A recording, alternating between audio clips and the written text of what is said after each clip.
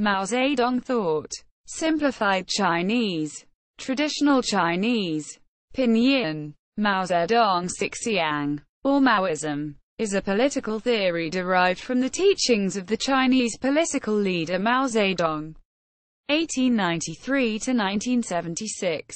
Its followers are known as Maoists.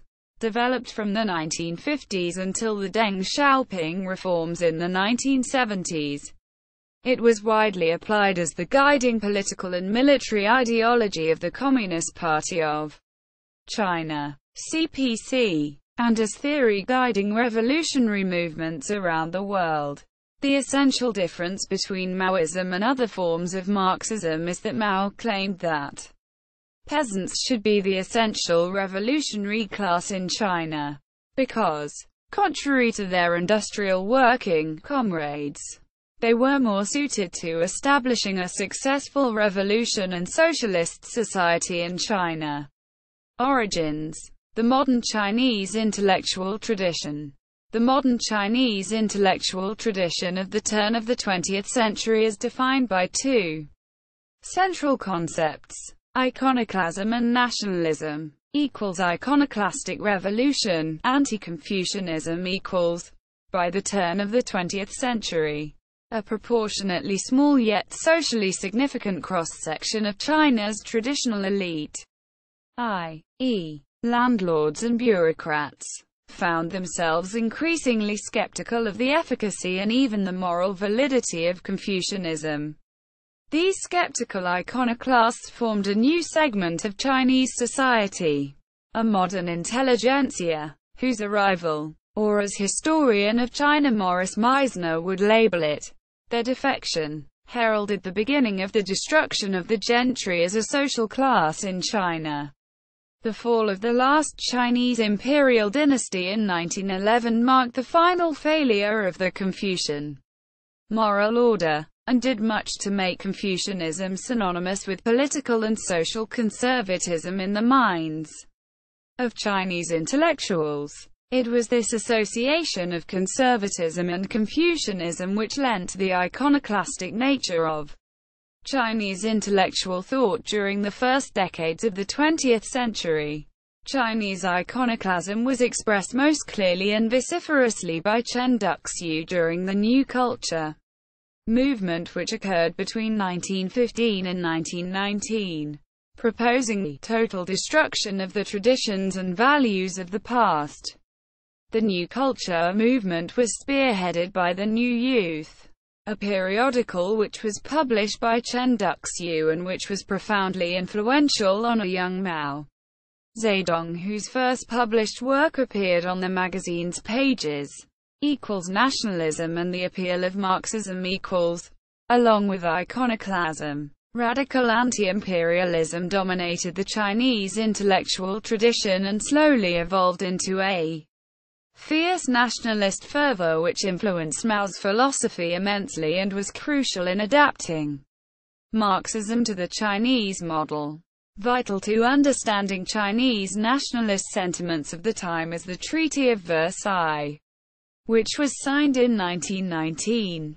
The treaty aroused a wave of bitter nationalist resentment in Chinese intellectuals as lands formerly ceded to Germany and Shandong were, without consultation with the Chinese, transferred to Japanese control rather than return to Chinese sovereignty.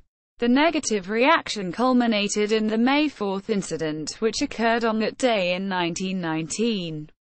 The protests began with 3,000 students in Beijing displaying their anger at the announcement of the Versailles Treaty's concessions to Japan, yet rapidly took a violent turn as protesters began attacking the homes and offices of ministers who were seen as cooperating with, or in the direct pay of the Japanese.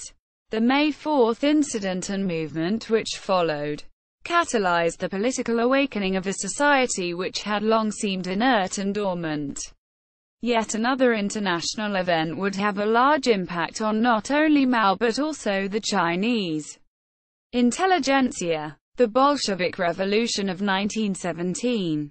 Although the revolution did elicit interest among Chinese intellectuals, socialist revolution in China was not considered a viable option until after the May 4 incident.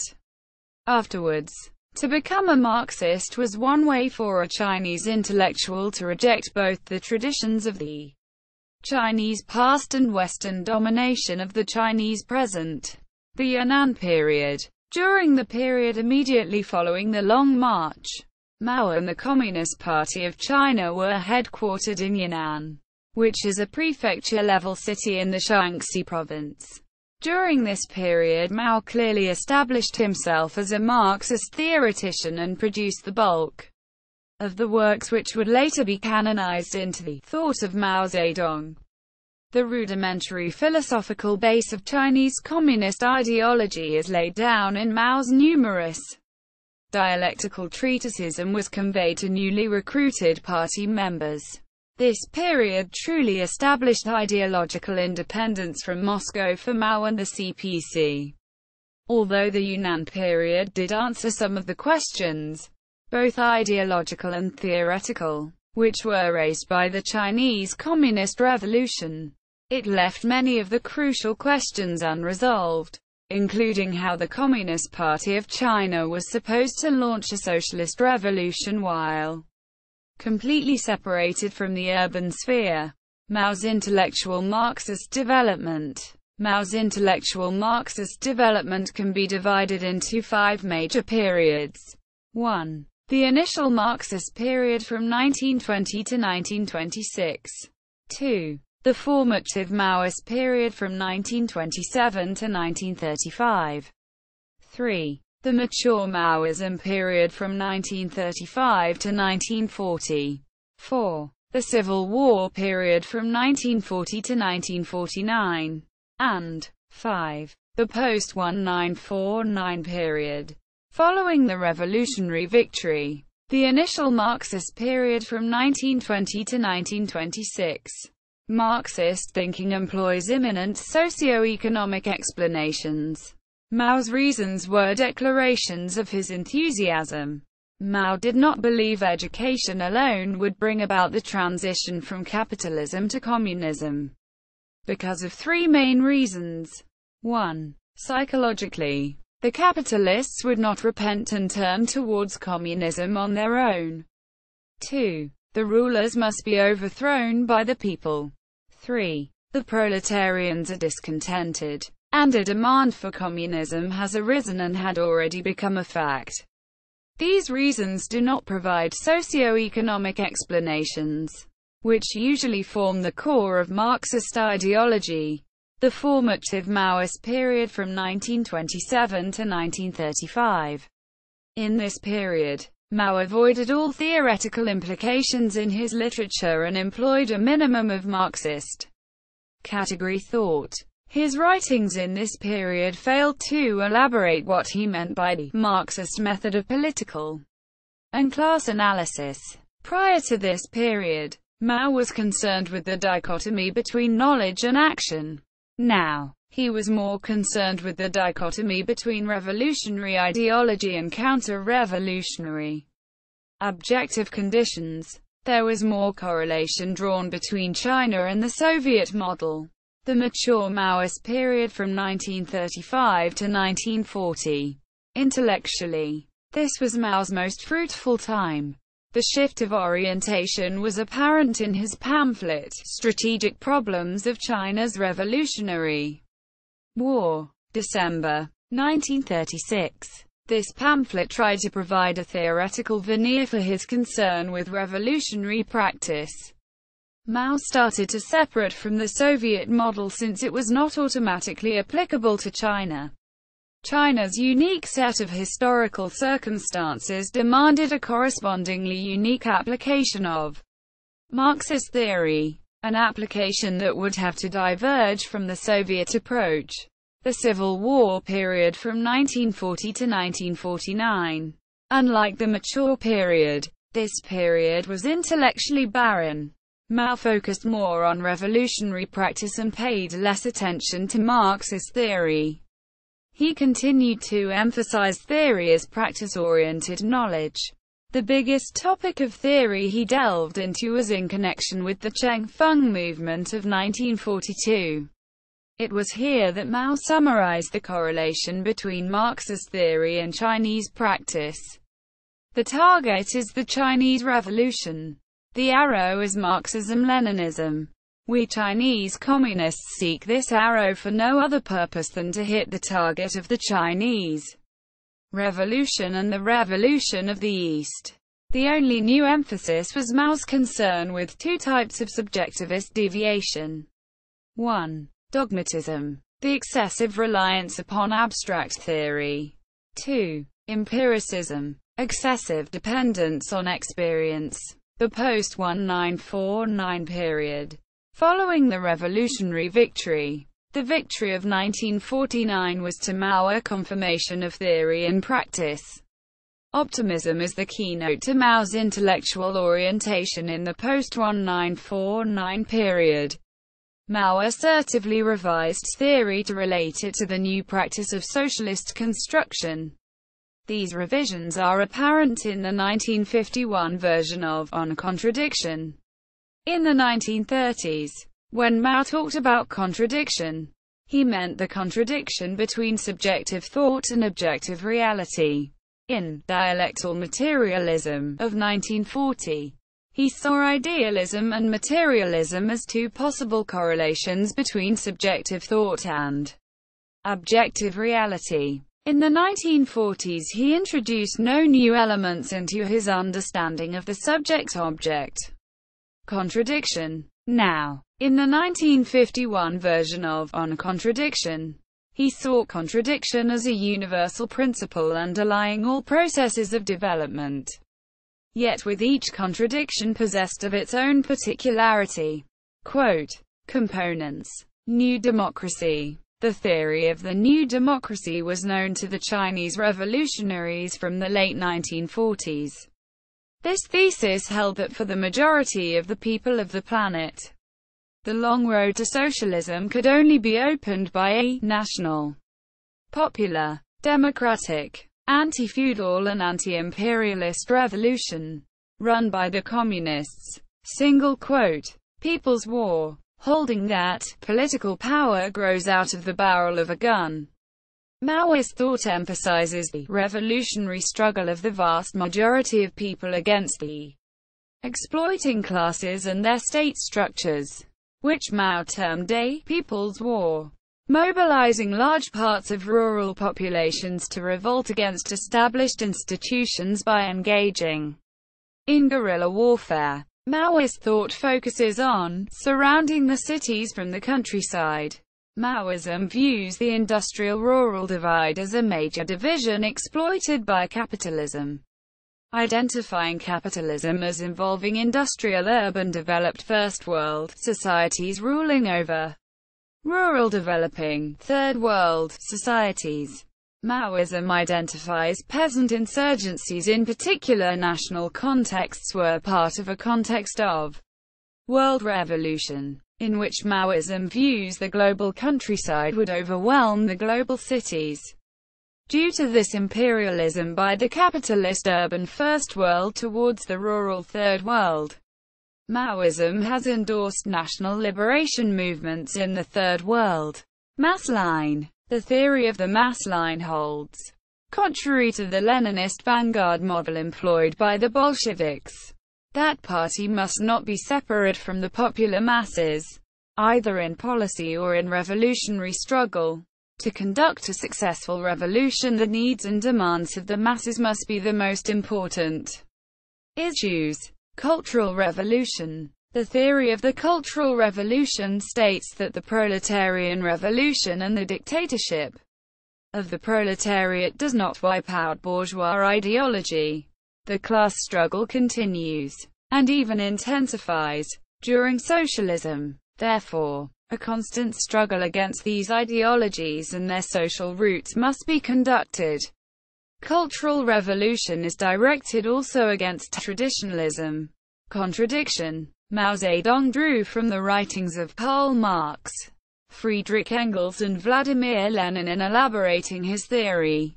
Philosophically, His most important reflections emerge on the concept of contradiction, Maoism, in two major essays, on contradiction and on the correct handling of contradictions among the people. He adopts the positivist empiricist idea, shared by Engels, that contradiction is present in matter itself, and thus, also in the ideas of the brain. Matter always develops through a dialectical contradiction. The interdependence of the contradictory aspects present in all things and the struggle between these aspects determine the life of things and push their development forward. There is nothing that does not contain contradiction. Without contradiction nothing would exist. Quote, furthermore, each contradiction, including class struggle, the contradiction holding between relations of production and the concrete development of forces of production, expresses itself in a series of other contradictions, some dominant, others not. There are many contradictions in the process of development of a complex thing, and one of them is necessarily the principal contradiction whose existence and development determine or influence the existence and development of the other contradictions.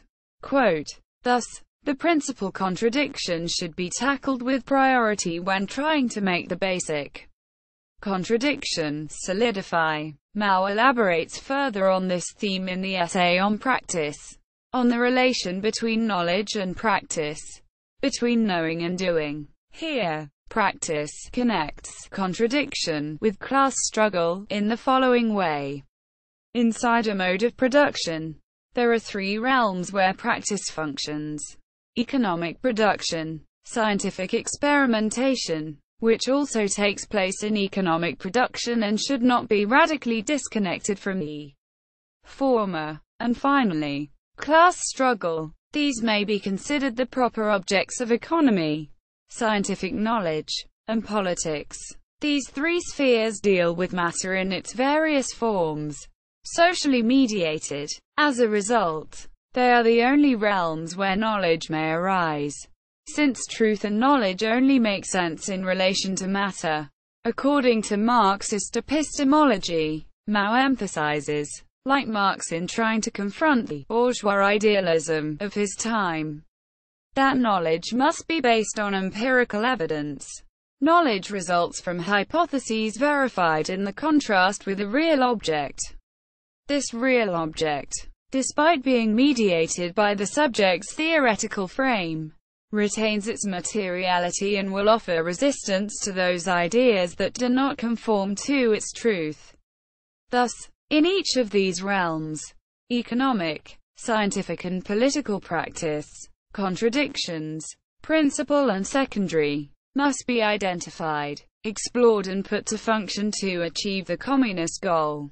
This involves the need to know, scientifically, how the masses produce, how they live, think, and work, to obtain knowledge of how class struggle, the main contradiction that articulates a mode of production, in its various realms, expresses itself. Mao held that contradictions were the most important feature of society, and since society is dominated by a wide range of contradictions, this calls for a wide range of varying strategies. Revolution is necessary to fully resolve antagonistic contradictions such as those between labor and capital. Contradictions arising within the revolutionary movement call for ideological correction to prevent them from becoming antagonistic. Three Worlds Theory. Three Worlds Theory states that, during the Cold War, two imperialist states formed the First World, the United States and the Soviet Union. The Second World consisted of the other imperialist states in their spheres of influence. The Third World consisted of the non-imperialist countries. Both the First and the Second World exploit the Third World, but the First World is the most aggressive party. The workers in the First and Second World are bought up by imperialism, preventing socialist revolution. The people of the Third World, on the other hand, have not even a short-sighted interest in the prevailing circumstances. Hence revolution is most likely to appear in third world countries, which again will weaken imperialism, opening up for revolutions in other countries too. Agrarian socialism. Maoism departs from conventional European-inspired Marxism in that its focus is on the agrarian countryside, rather than the industrial urban forces. This is known as agrarian socialism.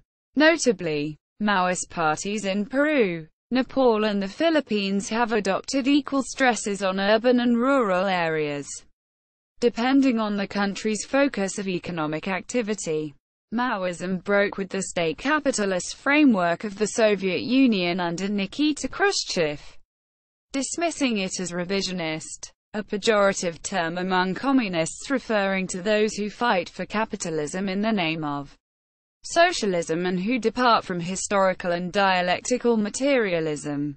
Although Maoism is critical of urban industrial capitalist powers, it views urban industrialization as a prerequisite to expand economic development and socialist reorganization to the countryside, with the goal being the achievement of rural industrialization that would abolish the distinction between town and countryside. Maoism in China. In its post-revolutionary period, Mao Zedong's thought is defined in the CPC's constitution as Marxism-Leninism applied in a Chinese context, synthesized by Mao Zedong and China's first-generation leaders. It asserts that class struggle continues even if the proletariat has already overthrown the bourgeoisie, and there are capitalist restorationist elements within the Communist Party itself. Maoism provided the CPC's first comprehensive theoretical guideline with regards to how to continue socialist revolution, the creation of a socialist society, socialist military construction, and highlights various contradictions in society to be addressed by what is termed socialist construction. While it continues to be lauded to be the major force that defeated imperialism and feudalism, and created a new China by the Communist Party of China, the ideology survives only in name on the Communist Party's constitution. Deng Xiaoping abolished most Maoist practices in 1978, advancing a guiding ideology called socialism with Chinese characteristics. Maoism after Mao, China. Shortly after Mao's death in 1976, Deng Xiaoping initiated socialist market reforms in 1978, thereby beginning the radical change of Mao's ideology in the People's Republic of China, PRC. Although Mao Zedong Thought nominally remains the state ideology, Deng's admonition to seek truth from fact means that state policies are judged on their practical consequences. The role of ideology in determining policy, in many areas, has thus been considerably reduced. Deng also separated Mao from Maoism, making it clear that Mao was fallible and hence that the truth of Maoism comes from observing social consequences rather than by using Mao's quotations as holy writ, as was done in Mao's lifetime. Contemporary Maoists in China criticize the social inequalities created by the revisionist Communist Party. Some Maoists claim that Deng Xiaoping's reform and opening economic policies that introduced market principles were the end of Maoism in China. Although Deng Xiaoping himself asserted that his reforms were upholding Mao Zedong Thought in accelerating the output of the country's productive forces. In addition, the party constitution has been rewritten to give the socialist ideas of Deng Xiaoping prominence over those of Mao. One consequence of this is that groups outside China which describe themselves as Maoist generally regard China as having repudiated Maoism and restored capitalism, and there is a wide perception both in and out of China that China has abandoned Maoism. However, while it is now permissible to question particular actions of Mao and to talk about excesses taken in the name of Maoism, There is a prohibition in China on either publicly questioning the validity of Maoism or questioning whether the current actions of the CPC are Maoist. Quote, although Mao Zedong Thought is still listed as one of the four cardinal principles of the People's Republic of China, its historical role has been reassessed. The Communist Party now says that Maoism was necessary to break China free from its feudal past, but that the actions of Mao are seen to have led to excesses during the Cultural Revolution. The official view is that China has now reached an economic and political stage, known as the primary stage of socialism, in which China faces new and different problems completely unforeseen by Mao. And as such, the solutions that Mao advocated are no longer relevant to China's current conditions. The official proclamation of the new CPC stand came in June 1981, when the 6th plenum of the 11th National Party Congress Central Committee took place. The 35,000-word resolution on certain questions in the history of our party since the founding of the People's Republic of China reads, chief responsibility for the grave left error of the Cultural Revolution, an error comprehensive in magnitude and protracted in duration, does indeed lie with Comrade Mao Zedong, and, far from making a correct analysis of many problems, he confused right and wrong and the people with the enemy. Herein lies his tragedy. Scholars outside China see this reworking of the definition of Maoism as providing an ideological justification for what they see as the restoration of the essentials of capitalism in China by Deng and his successors, who sought to eradicate all ideological and physiological obstacles to economic reform. In 1978, this led to the Sino-Albanian split when Albanian leader Enver Hoxha denounced Deng as a revisionist and formed Hoxhaism as an anti-revisionist form of Marxism. Mao himself is officially regarded by the CPC as a great revolutionary leader for his role in fighting the Japanese and creating the People's Republic of China. But Maoism as implemented between 1959 and 1976 is regarded by today's CPC as an economic and political disaster. In Deng's day, support of radical Maoism was regarded as a form of left deviationism, and being based on a cult of personality. Although these errors are officially attributed to the Gang of Four rather than to Mao himself. Thousands of Maoists were arrested in the Huiguofeng period after 1976. The prominent Maoists, Zhang Chengqiao and Jiang Qing, were sentenced to death with 2-year reprieve, while some others were sentenced to life imprisonment or imprisonment over 15 years. Internationally, after the death of Mao in 1976 and the resulting power struggles in China that followed, the international Maoist movement was divided into 3 camps. One group, composed of various ideologically non-aligned groups, gave weak support to the new Chinese leadership under Deng Xiaoping.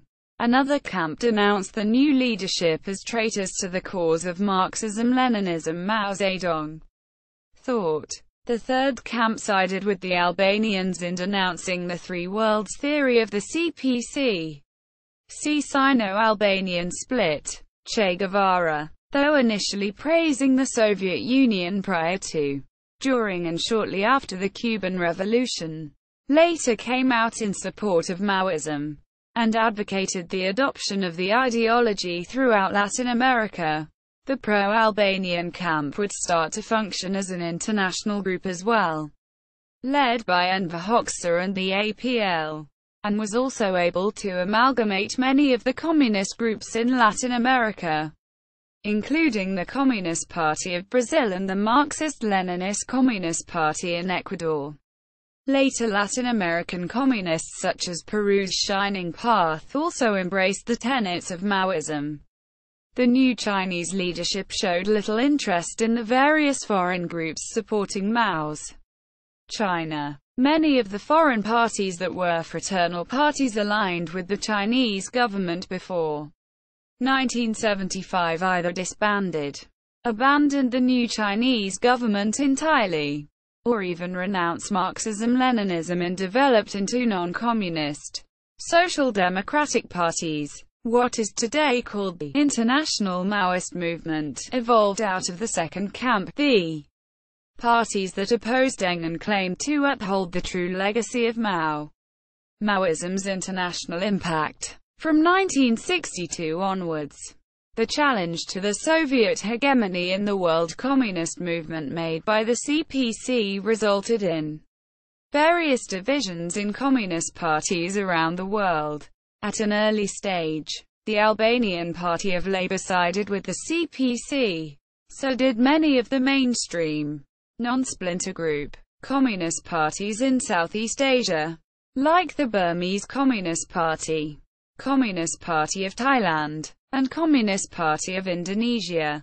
Some Asian parties, like the Workers' Party of Vietnam and the Workers' Party of Korea, attempted to take a middle ground position. The Khmer Rouge of Cambodia is said to have been a replica of the Maoist regime. According to the BBC, the Communist Party of Kampuchea, Cambodia, better known as the Khmer Rouge, identifies strongly with Maoism, and it is generally labeled a Maoist movement today. Maoists, and Marxists generally, contend that the CPK strongly deviated from Marxist doctrine, and that the few references to Maoist China in CPK propaganda were critical of the Chinese. In the West and South, a plethora of parties and organizations were formed that upheld links to the CPC. Often they took names such as Communist Party, Marxist-Leninist, or Revolutionary Communist Party to distinguish themselves from the traditional pro-Soviet communist parties. The pro-CPC movements were, in many cases, based among the wave of student radicalism that engulfed the world in the 1960s and 1970s. Only one Western classic communist party sided with the CPC, the Communist Party of New Zealand. Under the leadership of the CPC and Mao Zedong, a parallel international communist movement emerged to rival that of the Soviets. Although it was never as formalized and homogeneous as the pro-Soviet tendency. Afghanistan. The Progressive Youth Organization was a Maoist organization in Afghanistan. It was founded in 1965 with Akram Yari as its first leader, advocating the overthrow of the then-current order by means of People's War. Bangladesh. Purba Bangla Sabahara Party is a Maoist party in Bangladesh. It was founded in 1968 with Siraj Sikder as its first leader. The party played a role in the Bangladesh Liberation War. Belgium. The Sino-Soviet split had an important influence on communism in Belgium. The pro-Soviet Communist Party of Belgium experienced a split of a Maoist wing under Jacques Ripper. The latter was a lower-ranking CPB member before the split, but he rose in prominence as he formed a worthy internal Maoist opponent to the CPB leadership. His followers were sometimes referred to as Grippist and Grippistes. When it became clear that the differences between the pro-Moscow leadership and the pro-Beijing wing were too great, Gripper and his entourage decided to split from the CPB and formed the Parti Communiste Belge, Marxist-Leniniste, PCBML. The PCBML had some influence, mostly in the heavily industrialized Barinage region of Wallonia, but never managed to gather more support than the CPB. The latter held most of its leadership and base within the pro-Soviet camp. The PCBML was, however, the first European Maoist party that was officially recognized as a sister party of the CPC by Beijing, though the PCBML never really gained a foothold in Flanders. There was a reasonably successful Maoist movement in this region. out of the student unions that formed in the wake of the May 1968 protests. Al-Macht an der Arbeiters, Armada, or All Power to the Workers, was formed as a vanguard party under construction.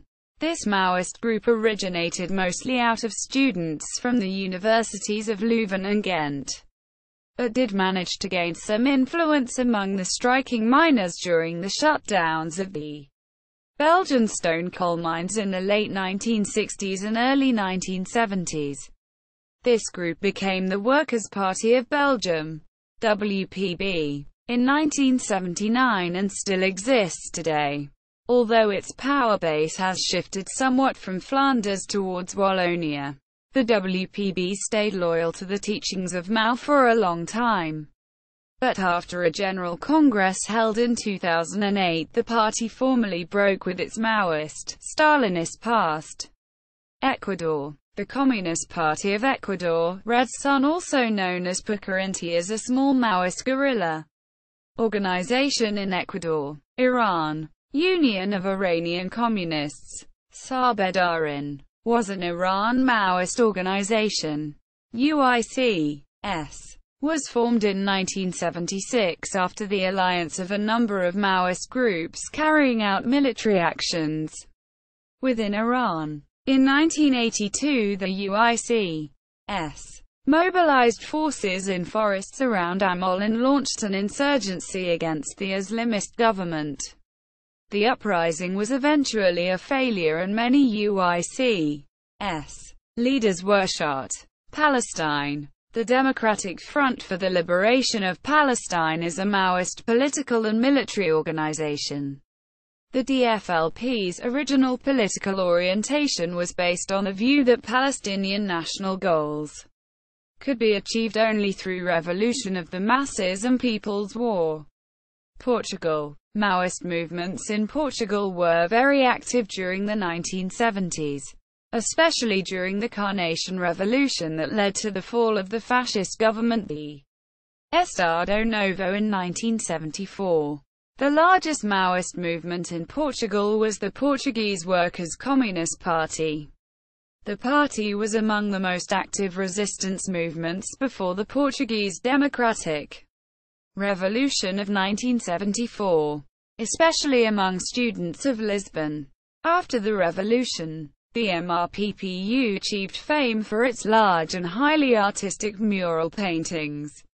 It was intensely active during 1974 and 1975. At that time, the party had members that later came to be very important in national politics. For example, a future Prime Minister of Portugal, José Manuel Durão Barroso, was active within Maoist movements in Portugal and identified as a Maoist. In the 1980s, the Forças Populares 25 de Abril was a far-left Maoist armed organization operating in Portugal between 1980 and 1987 with the goal of creating socialism in post-Carnation Revolution Portugal. United States. In the United States during the late 1960s, parts of the emerging New Left rejected the Marxism espoused by the Soviet Union and instead adopted pro-Chinese communism. The Black Panther Party, especially under the leadership of Huey Newton, was influenced by Mao Zedong's ideas. Into the 1970s, Maoists in the U.S. formed a large part of the new communist movement. Spain. The Communist Party of Spain, reconstituted, was a Spanish clandestine Maoist party. The armed wing of the party was 1st of October anti-fascist resistance groups. Turkey. Communist Party of Turkey, Marxist-Leninist, TKP per megaliter, is a Maoist organization in Turkey currently waging a people's war against the Turkish government. It was founded in 1972 with Ibrahim Kapakaya as its first leader. The armed wing of the party is named Workers' and Peasants' Liberation Army in Turkey, TIKKO. Maoist organizations. Various efforts have sought to regroup the international communist movement under Maoism since the time of Mao's death in 1976. Another effort at regrouping the international communist movement is the International Conference of Marxist-Leninist Parties and Organizations, ICMLPO.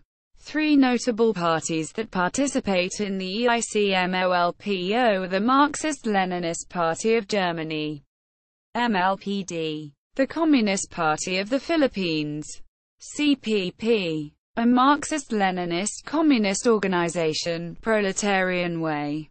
The ICMLPO seeks to unity around Marxism-Leninism, not Maoism. However, some of the parties and organizations within the ICMLPO identify as Mao Zedong Thought or Maoist.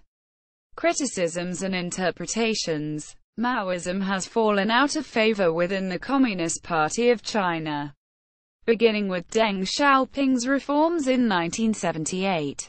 Deng believed that Maoism showed the dangers of ultra-leftism, manifested in the harm perpetrated by the various mass movements that characterized the Maoist era.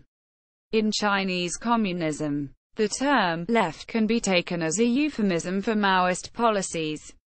However, Deng stated that the revolutionary side of Maoism should be considered separate from the governance side, leading to his famous epithet that Mao was 70% good, 30% bad. China scholars generally agree that Deng's interpretation of Maoism preserves the legitimacy of communist rule in China, but at the same time criticizes Mao's brand of economic and political governance.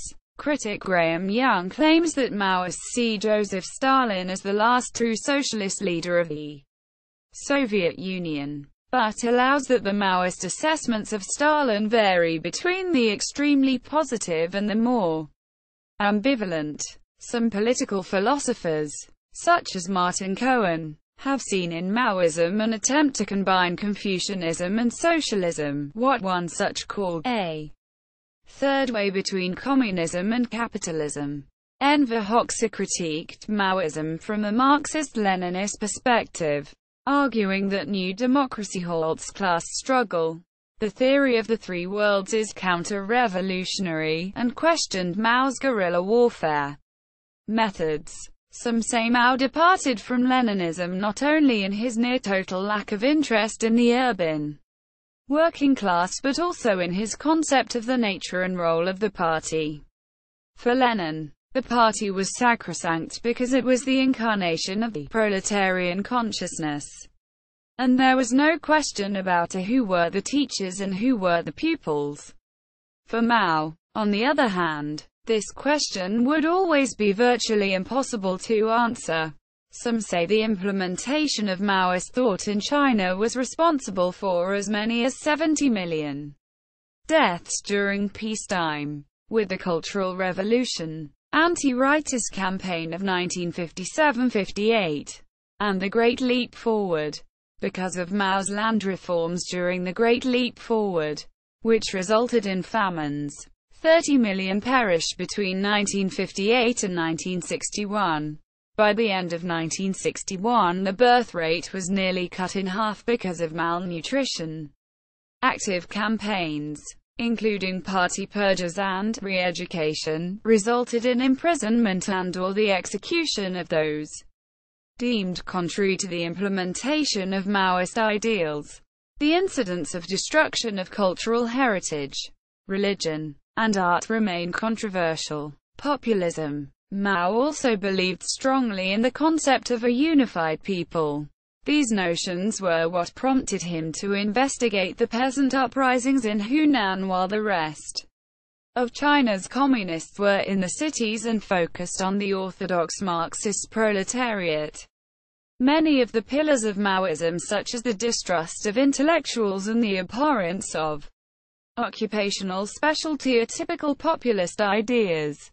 The concept of people's war, which is so central to Maoist thought, is directly populist in its origins. Mao believed that intellectuals and party cadres had to become first students of the masses to become teachers of the masses later. This concept was vital to the strategy of the People's War. Quote, nationalism. Mao's nationalist impulses also played a crucially important role in the adaptation of Marxism to the Chinese model and in the formation of Maoism. Mao truly believed that China was to play a crucial preliminary role in the socialist revolution internationally. This belief, or the fervor with which Mao held it, separated Mao from the other Chinese communists and led Mao onto the path of what Leon Trotsky called messianic revolutionary nationalism, which was central to his personal philosophy. See also Chinese New Left, Marxism-Leninism, Marxism-Leninism, Maoism, cult of personality, Deng Xiaoping theory, history of the People's Republic of China. 3 represents. Further reading. Marxism in the Chinese Revolution by Arif Derlich. Rethinking Mao. Explorations in Mao Zedong's Thought by Nick Knight. The Function of China in Marx, Lenin, and Mao by Donald Low. Li Ta-Chao and the Origins of Chinese Marxism by Maurice Meisner. Mao's China and After by Maurice Meisner. The Political Thought of Mao Zedong by Stuart Schramm. Mao Zedong, the Marxist Lord of Misrule. On Practice and Contradiction by Slavoj Zizek. Gregor A. James and Maria H. Chang. Maoism and Marxism in Comparative Perspective. The Review of Politics. Cambridge University Press for the University of Notre Dame du Lac on behalf of Review of Politics. Volume 40. No. 3. July 1978. 307-327. Available at JSTOR. Meisner, Maurice. Leninism and Maoism. Some Populist Perspectives on Marxism-Leninism in China. The China Quarterly. Cambridge University Press on behalf of the School of Oriental and African Studies. No. 45. January to March 1971. p. 2-36. Available at JSTOR. Steiner, H. Arthur. Maoism or Stalinism for Asia. Far Eastern Survey. Institute of Pacific Relations. Volume 22. No. 1. January 14, 1953. p. 1-5. Available at JSTOR. Li Feigon. Mao, A Reinterpretation. Ivan R. D. Publisher. Mao Zedong Unrehearsed by Stuart Schramm. Pelican.